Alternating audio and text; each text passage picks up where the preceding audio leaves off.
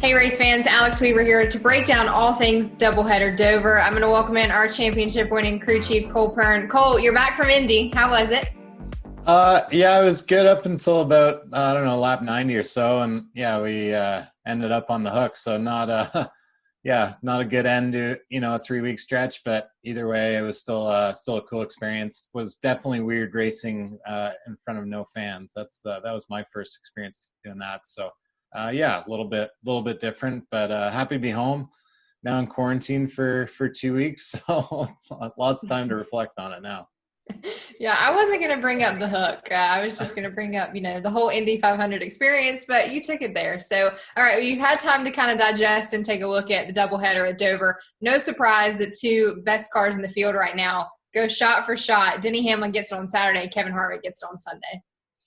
Yeah, it's crazy. I think those guys just continue to one-up each other. So I think it's just not only did they both win, they both swept each of the two stages too. So I just kind of one gets 7 playoff points, the other one matches it. So just crazy the battle that those two are going at right now. I think the record is 10 wins in a season? If they keep going shot for shot like this, are they going to get to 10 wins? I think it's higher than 10 wins, but yeah, we haven't seen 10 wins, in a while, but I could say, at this rate, absolutely. I don't see, anytime you think there's going to be a dent in the armor, they just power back up and get a good result and get a win. So I think with both of them where they're sitting at, 10 wins is definitely achievable.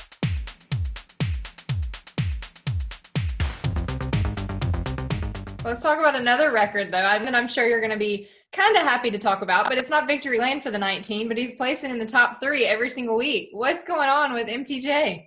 Yeah, he's definitely been the stepchild to the Kevin and Denny show for sure. So, they're just consistently right there being like, hey, just right here. So, I think that's I saw some stat that it's pretty wild, the top 3 stretch that they're on. I think the true test for them will be this week at Daytona. If they can somehow get it there at top 3, I'd be really impressed. So, it'll be interesting for sure. They've definitely been on a good run. Haven't got to victory lane obviously in a while, but the consistency and the speed has been there, which is a good sign.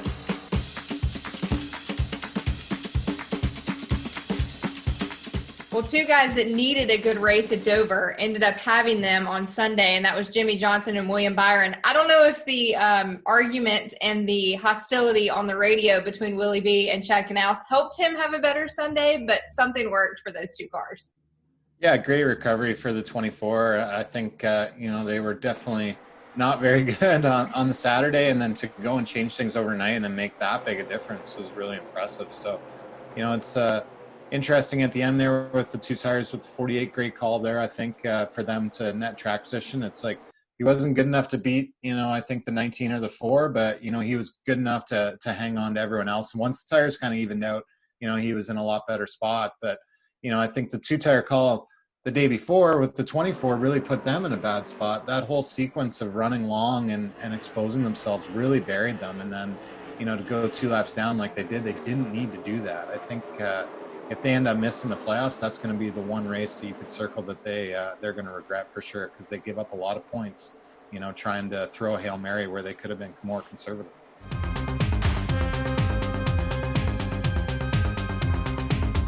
All right, well, you teed me up for Daytona. I know how you feel about being atop the pit box for a crazy race like Daytona, but now add the fact that it's the regular season finale. It's the cutoff for the NASCAR playoffs. How insane is Daytona going to be?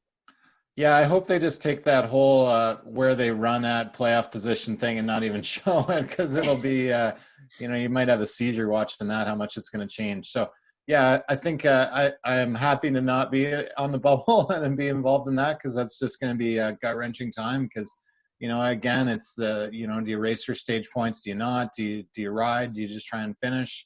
What's the right strategy? I think you got to make sure you're there at the end. I think that's the biggest thing that you got to worry about. But if you can knock out some stage points and give yourself some cushion, then that's going to be huge as well. On the box for those drivers, let's look at Matt DiBenedetto, Jimmie Johnson, and William Byron. As a crew chief and as a driver, how much attention are you paying throughout the race to the other 2 guys that you're trying to beat to get into the playoffs?